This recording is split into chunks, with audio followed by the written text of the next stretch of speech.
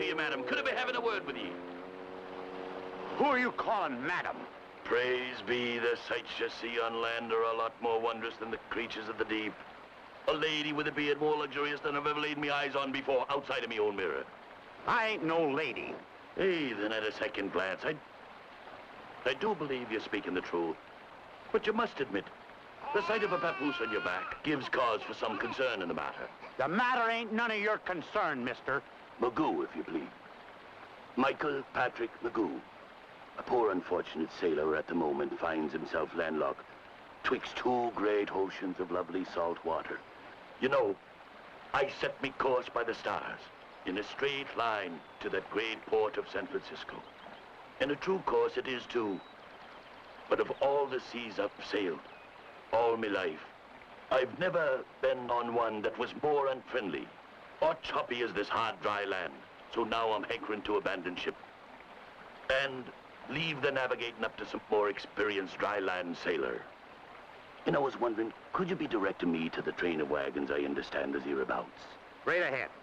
Just ask for Mr. Christopher Hale. I'm obliged to you, sir. And good day to you. And, to your missus. You're wrong again, mister. We ain't married. Oh, what a shame that is.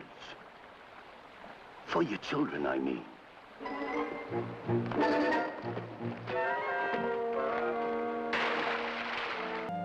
We fought that angry storm for 3 days and 3 nights before I finally had to give up my good ship to the sea. You see, I don't remember a thing after being knocked off into the water. I was that exhausted. But when I revived, I was lying on a floating hatch cover, and there wasn't a soul in sight. You see, I was the lone survivor. Me and my logbook, which I kept clutched in my hand. Well, sir, it was to be me destiny to cling to that floating raft for 3 more days and 3 more nights, never knowing if I could keep from slipping off into the water, becoming a meal for them hungry sharks which kept circling all around me. What a thing to be telling the children. We'll put a stop to that right now. Come on. All right, that's enough of this nonsense. Good evening to ye. Boys, it's bedtime. Come on. Oh, Uncle Charlie. Come on, Uncle Charlie. Oh, Charlie. Oh, what a shame it is. And I was just getting to the good part. I hardly think a fanciful tale about man-eating sharks is a proper bedtime story, Mr. McGoo. Begging your pardon, miss. It's not a tale of fancy. As true as the fact that you're all standing before me this very minute. Quite unlikely. Anyway, I don't want my boys to have bad dreams. But there's an happy ending to the story, if you'd but let me finish it. Come on, Uncle Charlie. Let Uncle Michael tell us the rest of it. Uncle Michael? The title is granted by my own permission, sir, On the occasion of the 3rd visit to me camp. 3rd visit? How long has this been going on? Ever since the day I put myself in the hands of your good skipper, Mr. Hale, I've encouraged the visit. You see, I've always had a soft spot in my heart for the wee ones. Me too. Come on, boys, it's bedtime. No arguments, all right. Night, Come on, Uncle come on. Michael. Good night. Uncle Michael. I'm sure your intentions were good, Mr. McGoo. But I would appreciate it if in the future you would refrain from filling the children's heads full of tales of violent adventure that could not possibly have any basis in fact. I swear to you from this moment forward, I'll never tell an untruthful story to the wee ones. Thank you. And if I might, I'd like to apologize to ye. For what, Mr. McGoo? For the misconception I had about you and Mr. Wooster and your status. No apology is necessary, thank you. You know, the children told me what you and Mr. Wooster are trying to do for them. You must be kind-hearted people, the both of ye. Well, thank you, Mr. McGoo. And it warms my heart to make acquaintance with ye. Well, good night to you, Mr. McGoo. Good night, Miss Myers. What kept you? Tell you bedtime? You see, boys, it's all here. Somehow I managed to cling on to my raft.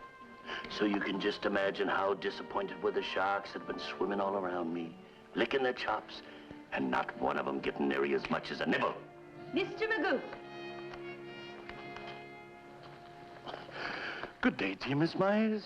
I thought you gave me your word last night about telling those stories to the children. Well, that I did, miss. But I heard you telling about the sharks again. Oh, it was more of the same story. And every word of it's true. I don't believe you.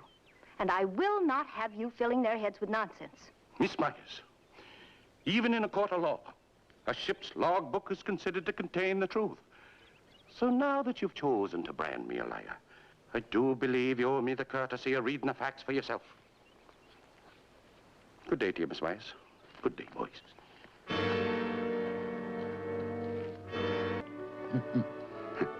boys, when you take a fix on the sea, you box the compass as they say. North, north by northwest, north by northeast. Good morning to you, Miss Myers. Morning to you, Mr. McGoo. I trust the misunderstanding we as yesterday has faded away in the light of the contents of the log of the good ship Pisces. I do owe you an apology. Not at all. The only excuse I have for not believing you is that I just never knew that such things could really happen to people. I've led a rather sheltered life, and your logbook has opened my eyes to a whole new world. It's flattered I am you found it to your liking. Oh, more than that. I found out things about you in here that make me ashamed I ever doubted you. Careful now. You'll embarrass me. The way you wrote about your ship and about the men in your crew, I can tell you're really a fine man. I only reported the facts as they happened. I wasn't meaning to boast. I can tell that, too. The modest way you wrote about the time your first mate was washed overboard, you jumped in to save him from a school of barracuda, lost your leg. It was most heroic, Mr. McGoo. Nonsense. There may be some who would say that it isn't proper for a lady to feel the way I do. Maybe it's because my life has never seemed very exciting to me. But just the thought of actually sailing across the ocean, heading for some undiscovered tropical island is just... Well, I suppose it seems rather silly, my going on like this. Silly? Not a bit of it. Unusual it is that I find a lady that likes my stories. Now, I was just about to finish telling the boys what happened after I was washed ashore on the island of Tahiti. Now, you read the account of it already in the book. If you'd be the tiniest bit interested in hearing it again, you're welcome to join the wee ones. Oh, yes, I would be interested, Mr. McGoo. My Christian name is Michael, and I think it's high time you started using it. Do you really think I should? Well, if you don't, I find it hard to believe you got the adventurous heart you claim. All right. Michael? That's better, Ada. Now, let's see, where were we? Oh, yes. Washed ashore in my hatch cover on the island Tahiti. Laying face down in the sand. Halfway between this earth and St. Peter's. I'm getting a little tired of this, McGoo. To tell you the truth, Mr. Wooster, so am I. I've been 2 days now trying to get to the end of one story. Well, you're at the end of it now, so don't worry. I'll just take my boys. Mr. Wooster, I've already explained to you that... You've explained to me the boys aren't the only one taken in by this seagoing mule skinner. I'll ask you just once, sir. Never to speak to the lady in that manner again. I don't have to speak to either one of you again in any manner. I'll just take my boys and go. That's not the way I heard it. They're not exactly your boys. If they were, I'd respect your wishes, but as it stands, I see no reason why the little tykes and I can't be friends. Well, He's right, Mr. Wooster. You know he is. Understand you now. I do respect you for taking the boys in like you did. But for the life of me, I can't understand what harm it is you think I'm doing them. Let them stay, Mr. Wooster. Don't be unfair to them.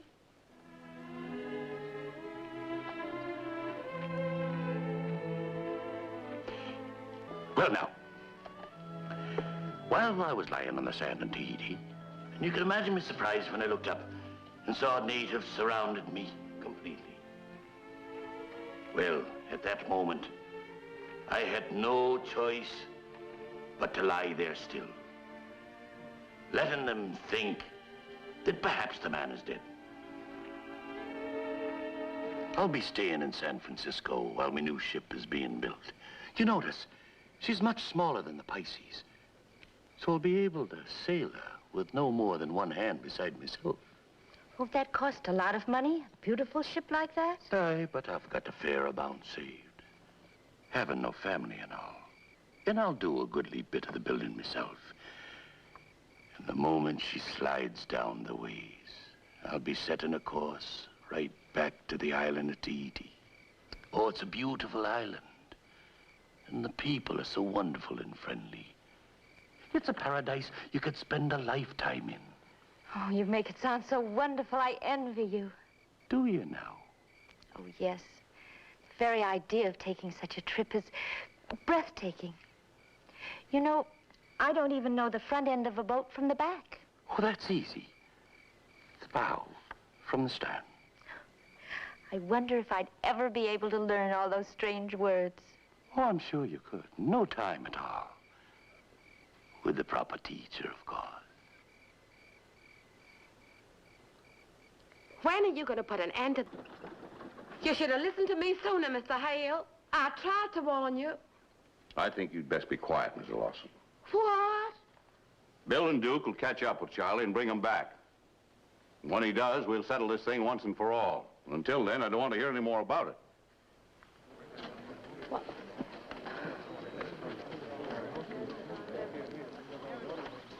Miss Ada, I thought you were supposed to be minding the wee ones. Well, I couldn't stay all night with them under the circumstances, could I? Well, you should have known the old goat was capable of such a thing. Don't call Mr. Wooster an old goat. He's a fine, wonderful, kind man. Why didn't you marry him instead? Instead? Me and my stupid Irish tongue slipped. What did you mean, instead? Well, I wasn't planning to rush things so fast. But I must admit, I did have a bit of a plan working in the back of my mind of late. A plan? Aye. You see, I've sailed the seas all my life, a lonely man, knowing that there was nary a woman in the whole world that would share this kind of life with me until... Yes. Until you came along, Miss Ada. Yes? Well, you led me to believe that you wouldn't be against this kind of life. Yes. Well, before I make it a formal proposal of marriage, there's one thing I think you should understand. Yes? Getting a late start like I am, I'm thinking it's a wise thing that we should start off complete with a family. Like, say, for a small wee boy. Oh, yes. And Miss Ada, if you have any hesitancy about marrying a man with one leg, now's the time to say so. But I've already said yes. But I haven't asked you the question yet. Michael McGoo, I have been waiting years and years and years for you to come along.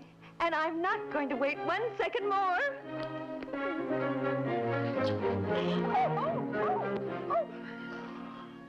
Miss Ada, please be.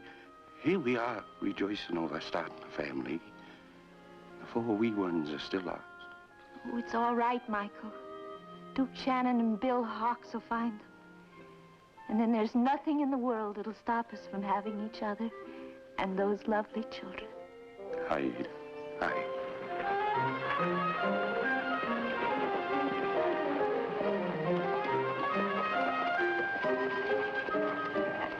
Where's Charlie? In there with his boys. It's all right, Hiram.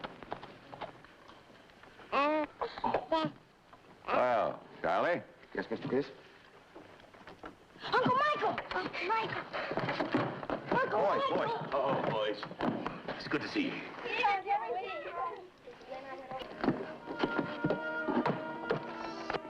Here's one young fellow you don't want to forget. Oh, we'd never forget Hiram. Or you, Mr. Wooster. Thank you. You know, from the start, I didn't think you liked me.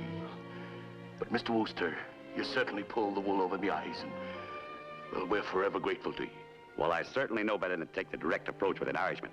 So I just pretended I didn't like the whole thing. Wasn't anything to it, really. Thank you again, Mr. Wooster. Thank you. See you later, Uncle Charlie. Thanks, Uncle Charlie. Thanks, Uncle Charlie. Bye, boys. I'm going to keep my eye on you now and watch you. Bye, Hiram. Bye-bye. Bye. And thank you, Skipper Hale.